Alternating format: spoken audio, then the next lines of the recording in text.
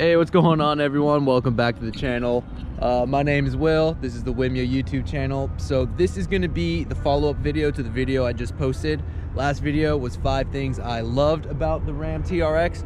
Now this one is going to be 5 things I hate about the Ram TRX. So just to be straight with you guys, these 5 things, they're not deal breakers. They're not really things that would not want me to get this TRX or anything that you should be super or overly concerned with. It was pretty difficult to come up with 5 things, so I did my best.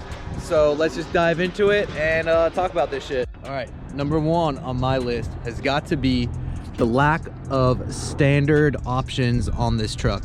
So I made a full video talking about the base model TRX, which is what I have right here. It's this video right down here. I'll put a link to it down below as well. But I kind of went over and talked about all the standard stuff that you get in your TRX. You know, since a lot of them out there right now are really high option trucks, this is a base model one. So you know, the main things that we're lacking are going to be in the interior. You see, like right here, the passenger seat, it's not non-electronic. You got a slider and everything right here. Sorry, it's a little dark, guys. I just got off of work. I still wanted to make this for you, but you know, you don't get, you know, electronic passenger seat over here. You don't get garage door opener. You don't get the remote start on your keys. You see no remote start option. So I feel like, you know, those 3 things, I feel like for a $70-something thousand truck, those should be like standard options, especially considering this is a standard option, a 12-inch screen, but electronic, you know, passenger seat isn't an option or doesn't come standard. Kind of weird to me. Another thing as well, I totally thought that this truck came with seat warmers standard. They don't, so my wife was real pissed about that. But that's going to be number 1 on my list. Just lack of standard options and not being able to really like a la carte pick, you know, certain options, because you know, they make you get like the equipment package, like, you know, equipment 1 or equipment 2, but I didn't want, you know, all the options out of those groups. I would have liked just to pick maybe 1 or 2 out of those, and you can't really do that. I get it, you know, they're trying to make money by getting people to get those option groups, but that's going to be number 1 on my list.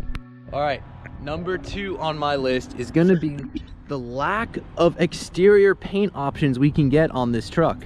I'm pretty sure black is the only like monotone color you can get, and then I think all the other colors, which I think there might be 5, black, white, silver, blue, red, and granite crystal, I think, so 6. All those are all 2-tone colors except for the black one. If you're like an FCA fanboy, kind of like myself, you'll know that Dodge has some super sick colors like Destroyer Gray, or that Army Green color, or Plum Crazy, or Sublime Green, which I'm sure they're gonna come out eventually for the TRX, but I really would have liked that. You know, right out of the bat, you know, give us some really cool colors. Again, I'm sure they're gonna come out with that a few years down the line, all those cool colors, so they can get people to buy another one of these in one of those colors. But I just really would have liked to get this truck in like a Destroyer Gray, or the cool like Army Green color, or like my wife's old Alfa Romeo. If you don't know, Alfa Romeo is part of FCA, but her Stelvio was Monte Carlo blue, which is like a royal blue almost. It looked super sick. It would have looked awesome on this truck. So that's going to be number 2 on the list, lack of exterior color options. Now we're running out of daylight here, guys. I'm trying to get this done quick. So number 3 on my list is going to be the lack of interior options, where in regards to color and stuff like that. So so really the only options you can get for a TRX are going to be the black, like seats like this. These are the base seats with the cloth inserts with the leather bolsters, kind of looks like the Rebel interior, or the all black, or the all black with the red trim. You can't get like a tan interior or a gray interior, or, you know, an all red interior. You know, you can't get anything like that, which, you know, to me, it's not a deal breaker because I really do like the black and red, but I know a lot of people aren't into that. I thought it would have been super cool if you had like an all white truck and then you had like the tan interior. I thought that would have been great, I really liked that color combo on the Hellcat, so it would have been kind of cool if we got a little bit more color options as far as interior goes for the TRX. But again, it's not a huge deal, but I know some people would really appreciate that. Now, number 4 on my list, I'm not gonna lie, was a pretty big letdown to me, just because I always kind of pictured myself doing like burnouts in this thing and donuts and stuff like that. So it was like a dagger to the chest when I heard that this thing didn't have a 2-wheel drive option. Like, what the fuck, yo? This is a 700 horsepower Hellcat truck and I can't do a burnout in it?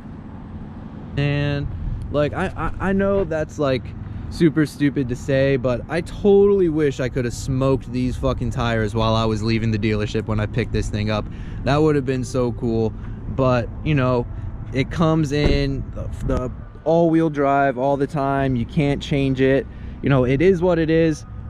But it kind of sucks because I really wish I could have, you know, done some, you know, hood rat shit with this thing. I know I'm trying to keep this PG. I'm sorry, guys, but I really would have enjoyed it if right down here I could have just picked, okay, 2-wheel drive. That would have been awesome. But again, it's not a deal breaker. It's not that big of a deal. You can remove the fuse, you know, to turn off all this up here. I've never done that before. Apparently it's a thing with the Trackhawks that you can do that.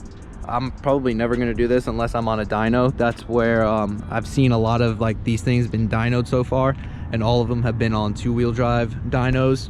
So I'm assuming it's a common thing in the tuning world, but apparently it's not too great for the trucks. But I wish it would have just been a standard option, 2-wheel drive. Now, number 5 on the list, guys. I don't know if this is an option or not, but I don't think it is. And I feel like for such a big truck like this, it definitely could have been an option. And that option I'm referring to is a front camera. Now, if you've never had a vehicle with a front camera, you probably don't know, you know, probably don't know what I'm talking about here. You're probably just like, well, that's, you know, it's not necessary. But with a big truck like this, when you're trying to fit into a parking spot and you can't really see in front of you, a front mounted camera would make all the difference.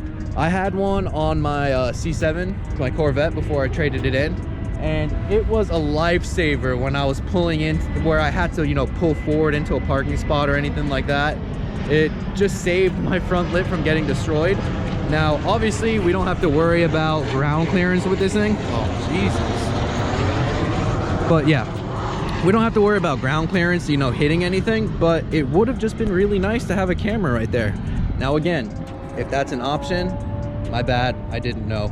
But I'm pretty sure it's not, and I feel like that would have been a pretty good option to have.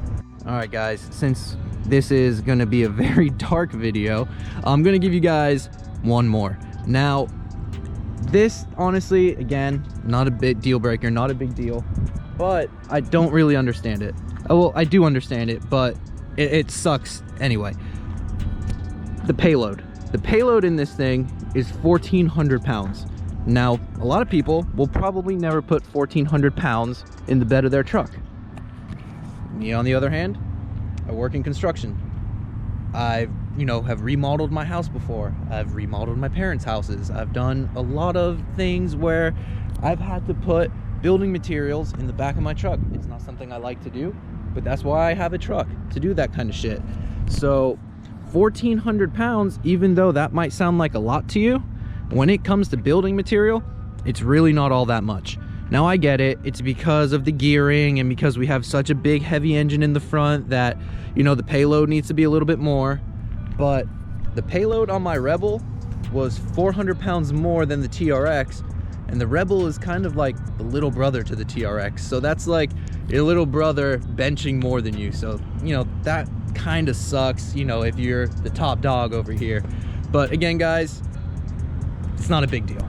All right, everyone, we have officially ran out of daylight over here. Again, I'm really sorry. I just really wanted to get this video out there to you guys. I've been trying really hard to keep consistent with uploading. It's just been really hard with doing this and with working full time. But again, I'm not here to cry about it. I enjoy doing this for you guys.